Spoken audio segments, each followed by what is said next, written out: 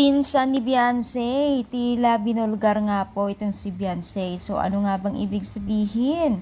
So bago natin ipagpatuloy ang ating paksa for today's video, kung bago ka pa lang sa aking channel, please subscribe, like, and pakihit na rin po natin guys ang notification bell upang ma-update po tayo tuwing ako po nag-upload patungkol sa Team Kalingap. And please support po natin ang buong Team Kalingap, lalong-lalo na po kila Kalingap Rab at Kuya Bal na patuloy na nagbibigay ng saya at katuwaan at tulong po sa mga netizens, especially po sa mga beneficiaries po nilang nag-aaral. So, makikita po natin dito sa larawan na ito na tila hanggang ngayon ay binubulgar pa rin po ang pinsan ni Beyonce, na kung saan po ay talagang katibayan itong larawan na ito na noong bata pa pala sila ay talagang sila po ay close na.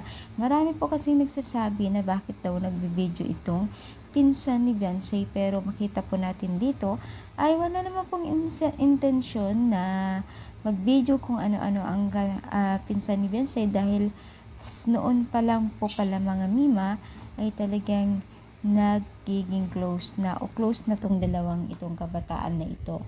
So talagang marami din po napapahanga po ng pinsan ni Beyonce dahil nga po sa masunurin po siya at nagbibigay po na ng latest update kay Beyonce at nangungusap at nakikipag-usap nga at makaawa po sila na kung maaari ay magbigay po ng latest update kay Beyonce, which is ginagawa naman po Team Kalingap, no?